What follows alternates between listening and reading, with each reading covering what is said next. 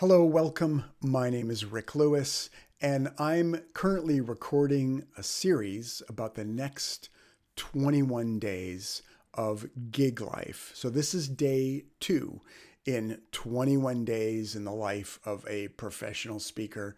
And I just keep saying that over and over again to try and convince myself that I am a professional speaker. I have been doing it for many years, but imposter syndrome never seems to go away. So it always feels good to say I'm a professional speaker.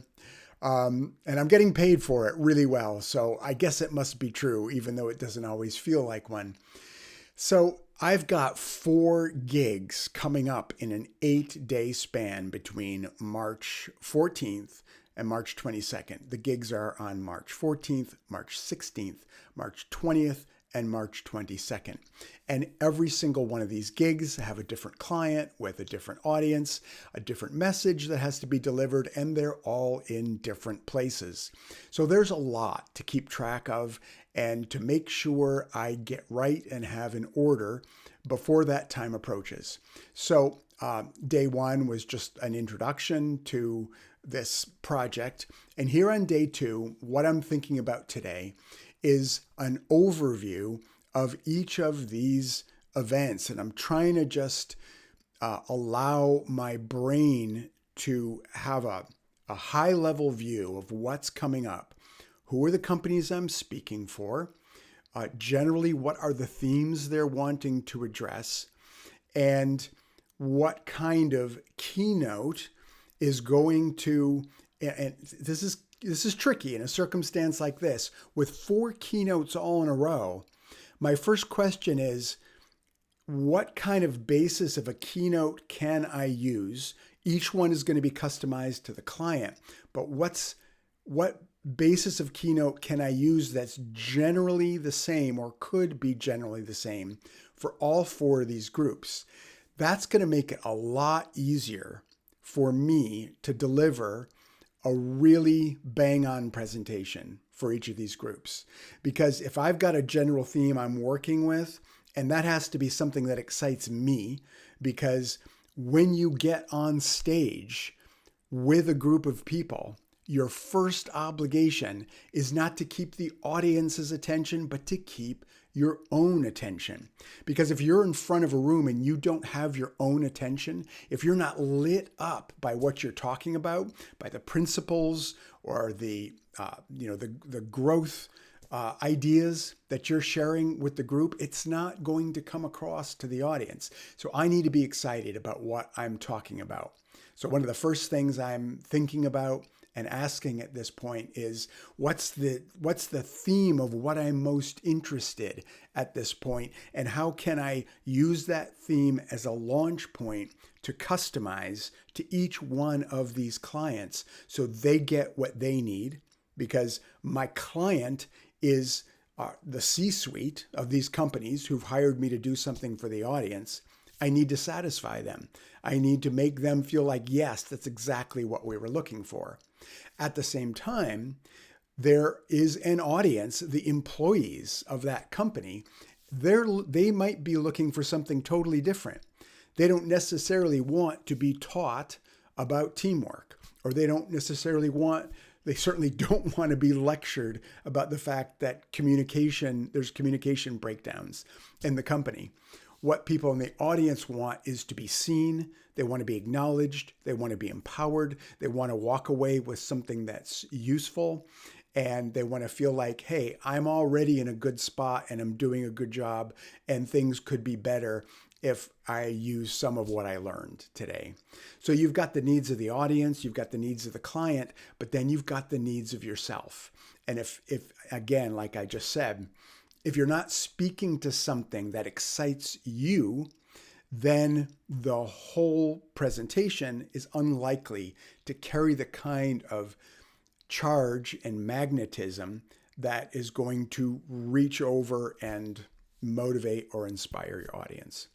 So I'm thinking at a very high level at this point. I'm starting to just kind of look through who these people are, who these clients are, what they need to accomplish. And so that's on a content level. And then on a very practical level, I am looking at my event sheets. And my event sheets are a check mark list of things that I need to handle practically in advance, or most of them in advance, and as the gig unfolds. So I'll give you an idea here. I pulled up one of these sheets and I just wanted to share with you. I'll read out what is on here. So on my event sheet that I carry with me, I have a list of critical information that I need to have in hand that I can refer to in any moment when I'm in transit and then when I'm on site. So I've got the client, basically the client name, the event name, date, and location, the event description, just a one sentence overview. What is this about? For example, this first one that I'm going to, the event description is a team summit to enhance member relations, motivation, communication, problem solving, and team building. That's what the client gave to me. So, just a little bit of a goal to work on there. So then there's the event date, the presentation time, the presentation city and state. It's very important, especially you're traveling a lot and you've got a bunch of gigs in a row. You need to keep track of where you're going, where you are, where you want to go next. It is not uncommon that I will wake up in a hotel room and open my eyes and look at the ceiling, and it takes me a minute to remember what city I'm actually in. The event facility, name and address, that's really important when you're traveling and you land in the city you're going to. You need to know, okay, where do I send the taxi driver so I know where to go and I wind up in the right place? I have actually wound up in the wrong hotel before. The venue contact name, the number of guests, the guest description, the catering contact info, which I need because I'm doing this whole undercover waiter routine I do, the AV contact information, and the billing contact information. So all of that is on my event sheet. Now, that's just the basic information. I then have a gig checklist. And these are things that I handle in advance, and I literally check off as I go, because if I don't keep track of all this stuff and literally check it off when it's done, I will not remember what's been covered and what hasn't. So the first box on here is that I've entered this into my CRM and my accounting software. Has the contract been sent? Then has the contract been signed? Has the deposit been received? Because I can't book a flight. Certainly I can't go on the road, but I won't book a flight until the deposit's been received. Because the deposit being received is when I know, okay, these folks are a for sure go. Then I have to send a notification to the client that the deposit has been received. I have to reconcile the deposit in my accounting software. Again, these are all steps that I write out, and I have to check a box because otherwise I'll forget to do them and it interrupts the workflow. Is my flight booked? Is my rental car booked? Is the hotel booked?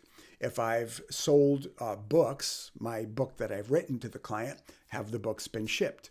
Have I scheduled a design call? The design call is where I get together with all the meeting stakeholders, whoever's calling the meeting, and whoever has a stake in the outcomes of the meeting. I meet with them and I ask a whole bunch of questions about who the audience is, what they need to accomplish, etc. I'll do another video on how to conduct a design call in the future. Then I check another box when the design call is completed. Have the production calls been made? Is my research done? So then I got to do my own research prior to then designing my keynote and creating the slide deck.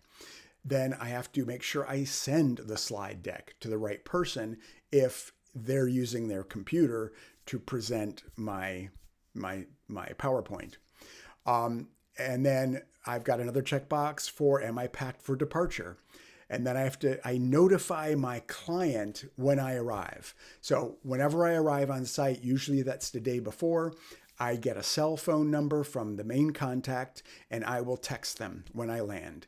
And it's just a really nice little It's a sign of professionalism that the client really appreciates, because if you've hired someone who's coming in from out of town, you're going to be, there's part of you that's just like, oh my gosh, I hope they make it. I wonder if they made it. So when I land, I just text that contact person and let them know, hey, I'm here. I'm here in the hotel. Don't worry. I'm on site. So I notify the client of arrival. And then after I'm done, there's a whole more of a checklist of things I need to do to follow up after the fact regarding payment and contracting and asking for a testimonial. I'll go over the rest of that list when I start completing some of these gigs. But for now, I just wanted to give you a sense of the number of things that have to be attended to and checked off. And this is all something I keep track of and keep a record of, especially when you have a bunch of gigs in a row. Everything can get super confusing, and it's really easy to forget what's been handled and what hasn't been yet taken care of. And you really have to keep track of those details. I'm going to put the list that I just read out of the things I keep track of the gig flow for a client. I'm going to put it in the notes here, just in case you're in a position where you're starting to speak or you're starting out and you want a sense of some of the things you should be paying attention to in leading up to a function. So there you go. There's some high-level thinking that I'm doing at this point, because I have not yet designed these presentations. I have an idea of the direction I'll head, but they're not fully fleshed out and finalized in a PowerPoint. So I'll be doing that soon. I'm thinking at a high level, and then I'm looking at these fine details and making sure that I'm checking off the boxes that I need so that there are no surprises and no big mess ups and scrambling at the last minute once I'm on site to get this stuff to work. So there you go. I hope that's helpful, just to get this side of a backstage view into this part of preparing for a couple of presentations coming up in a row. And we'll see what comes up tomorrow in day 3. I hope you'll join me.